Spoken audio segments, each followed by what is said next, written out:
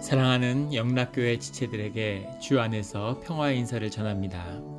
오늘은 5월 26일 화요일입니다. 오늘의 묵상 본문은 열왕기상 19장 19절로 21절까지의 말씀입니다. 오늘의 본문 말씀은 이렇게 시작합니다. 엘리야가 거기서 떠나 사밧의 아들 엘리사를 만나니 주님의 말씀대로 주님의 엘리야의 뒤를 이어서 하나님의 말씀을 세상에 선포할 엘리사를 만나러 떠나는 거죠. 주님은 어제 말씀에 엘리사에게 기름을 부어 그를 선지자로 세우라고 그렇게 말씀을 전하셨습니다. 그가 이 하사엘과 예후의 칼을 피하는 그런 자들을 영적으로 다스리는 자가 될 것이다 라고 주님이 말씀하셨죠. 그래서 이제 엘리야가 엘리사를 만나러 가는 겁니다. 그런데 엘리사를 만날 때 그가 12겨리소를 앞세우고 밭을 가는데 자기는 12번째 겨리소와 함께 있더라, 이렇게 성경 기록하고 있습니다.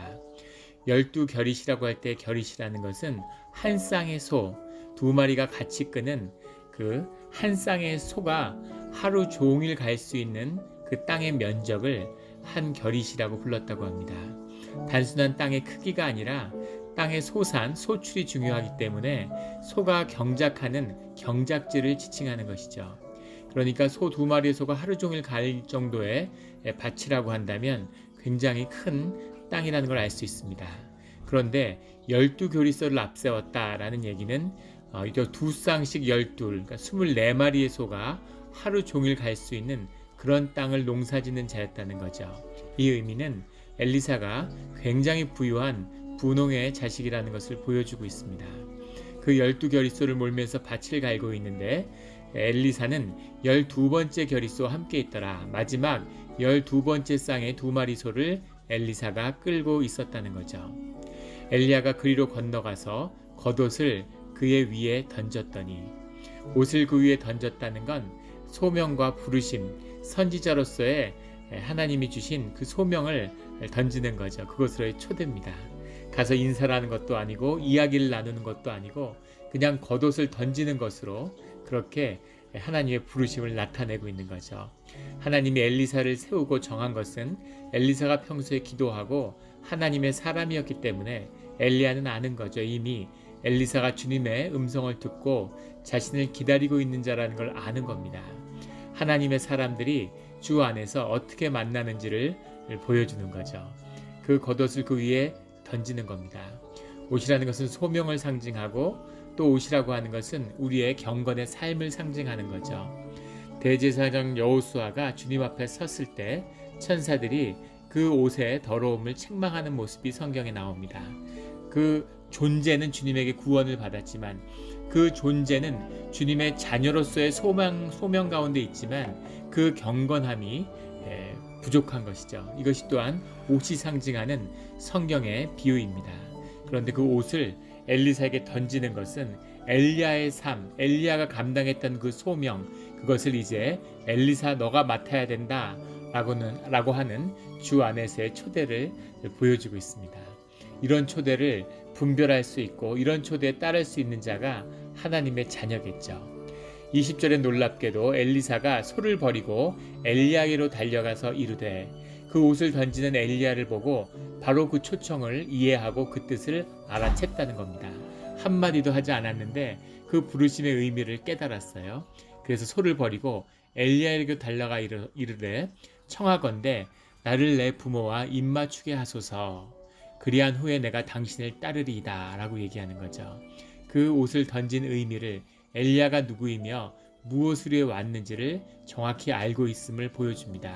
그런데 나를 내 부모와 입맞추게 하소서라고 하는 얘기는 가서 부모님께 작별 인사를 하고 오겠습니다 라는 뜻인 거죠.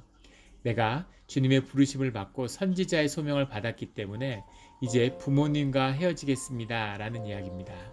대단하죠. 부모와 이렇게 쉽게 이 시대에 농촌에서 같이 평생을 살던 부모와 한순간에 작별을 하고 하나님의 일에 전심으로 헌신하기 위해서 주님을 따르겠다.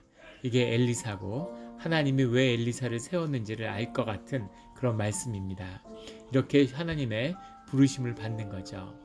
부모는 우리 현상세계, 우리가 살고 있는 이 육신의 삶 가운데 가족과 이 부모가 가장 마지막에 있는 우리의 현상의 세계의 끝입니다. 이것을 넘는 것이 본질의 세계로 나가는 그 마지막에 있죠. 부모를 떠나는 것, 형제를 떠나는 것, 가족을 떠나는 것이 마지막입니다. 아브라함도 주님의 부름을 받았을 때 본토 아비 친척의 집을 떠나는 거죠.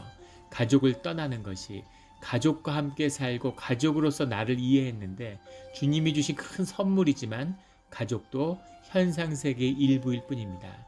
현상의 세계를 벗고 나면 천국에 가면 이제 다시 가족이나 부모 자식이나 부부나 이런 것은 없는 것이죠. 이 마지막 현상세계의 그 끝을 넘어서는 결단을 엘리사가 보여주는 거죠. 이렇게 부모와 인사를 하고 오겠습니다 라고 이야기하자 엘리야가 그에게 이르되 돌아가라, 내가 내게 어떻게 행하였느냐 하니라. 문맥만 읽으면 약간 시니컬한 반응 같지만 이것은 격려의 의미로도 이해할 수 있습니다. 그렇게 가서 인사하고 오라는 거죠. 부모에게 작별을 인사를 고하고 나를 떠나라는 겁니다. 내가 내게 어떻게 행하였느냐, 너를 부르지 않았느냐, 내 옷을 너에게 던지지 않았느냐, 너의 소명이 무엇인지를 알지 않느냐, 하나님의 뜻 가운데 할 일을 해라 라고 권면하는 것입니다. 그렇게 돌아가서 부모와 작별을 하고 엘리야를 따라 떠나는 거죠. 21절에 엘리사가 그를 떠나 돌아가서 한 교리소를 가져다가 잡고 돌아가자마자 자신이 끌던 소를 2마리를 잡았다는 겁니다. 소의 기구를 불살라. 소의 기구를 불살랐다는 건 불살라서 고기를 삶았다는 거죠. 꼭 소의 기구를 불살르지 않아도 얼마든지 나무를 구해다가 소를 삶을 수 있었겠죠. 그런데 소의 기구를 불살르고 자신이 몰던 소를 불살랐던 건 그것은 자기가 가진 것을 다 나누는 것이고 더 이상 농사를 짓지 않고 자신의 삶의 자리를 완전히 떠난다는 겁니다. 평생 농사를 졌는데 소의 기구를 불살른다는 게 쉽겠습니까? 그리고 농촌에서 소가 얼마나 귀한 것인지 농촌의 삶을 조금이라도 접해본 분들은 아시죠? 어린 시절에 할아버지가 농사를 지셨는데 시골에서 소처럼 사람보다 소를 더 귀하게 생각하는 것, 소를 정성으로 키우는 모습을 기억해요. 밤마다 소죽을 삶고 소가 정말 가장 소중한 집에서 그런 자산이죠. 그런데 그 소를 잡아서 사람들을 대접하고 소의 기구를 불살르는 건 자신의 삶이 돌이킬 일이 없다는 거죠. 다시 농사 지으려고 돌아올 일은 없다는 겁니다. 자기의 삶과의 완전한 작별이며 자신의 삶을 사람들과 가진 것을 모든 것을 나누는 코이노니아의 삶이죠. 주님이 부르심을 받는 자는 어떻게 주님의 부르심 앞에 나아가는지 그 모습을 보여주는 겁니다. 그렇게 보여주고 백성에게 주어 먹게 하고 일어나 엘리야를 따르며 엘리야를 이렇게 따라 나서는 거죠. 이 말씀을 읽으면 우리 누가복음 9장 57절로 62절까지의 말씀이 생각납니다. 주님을 따르려고 하는 자가 나와서 주님이 따르라는 초청을 받으니까 그가 이르되 나로 먼저 가서 내 아버지를 장사하게 허락하옵소서 이렇게 이야기하죠. 이것이 바로 엘리사의 헌신입니다. 이 유대의 전통에서 최고의 헌신이죠. 부모를 버려두고 가족을 버려두고 떠나겠습니다 라고 하는 엘리사의 헌신으로 주님을 따르겠습니다 라는 이야기죠. 그런데 주님이 누가복음 9장 60절에 뭐라고 말씀하시냐면 이르시되 죽은 자들로 자기의 죽은 자들을 장사하게 하고 너는 가서 하나님의 나라를 전파하라 이렇게 얘기하죠. 죽은 자들로 죽은 자들을 장사하라. 죽게 무슨 말일까요? 육신은 살아있지만 영이 살아있지 않은 자들, 하나님의 영을 받지 않는 자들이 그 받지 않은 자들의 문제를 다룰 것이다. 그렇기 때문에 너는 그런 일에 신경 쓰지 말고 하나님 나라를 전파하는 일에 힘써라 이렇게 이야기하는 거죠. 또 다른 사람이 이르되 주여 내가 주를 따르겠나이다마는 나로 먼저 내 가족을 작별하게 허락하소서라고 이야기하자 주님이 뭐라고 말씀하시냐면 예수께서 이르시되 손에 쟁기를 잡고 뒤를 돌아보는 자는 하나님의 나라에 합당하지 아니하니라 하시니라. 소의 쟁기를 잡았는데 뒤를 돌아보는 자는 하나님 나라에 합당하지 않다. 가족과 아버지를 뒤로 하고 엘리사의 헌신을 하겠습니다 라고 이야기했는데 주님이 뭐라고 말씀하시냐면 그런 일을 엘리사의 헌신으로 나오는 그 헌신으로는 예수 그리스도의 사역, 하나님 나라의 사역을 감당할 수 없다라고 말씀하시는 겁니다. 이것이 예수 그리스도의 부르심입니다. 우리가 하나님 나라의 부르심을 받고 교회에 헌신돼서 하나님을 섬긴다는 것, 예수님을 따른다는 것이 어떤 부르심인지, 어떤 소명인지를 말씀하고 계시는 거죠. 엘리사의 부르심은 귀한 겁니다. 정말 어떻게 이렇게 할 수 있겠어요? 부모와 그 순간 작별하고 자기가 모든 가진 것을 내려놓고 자신이 살았던 삶의 경험을 뒤로 하고 그리고 주님을 따르겠다는 헌신. 그런데 그 헌신으로도 예수 그리스도의 하나님 나라의 사역을 감당할 수는 없다는 거죠. 하나님 나라의 사역은 주님과 함께하는, 예수 그리스도가 하시는 사역에 동참하는, 예수 그리스도 사역이 우리의 몸 가운데, 공동체 가운데 나타나는 그 일이 아니면 이룰 수 없는 것이다 라는 겁니다.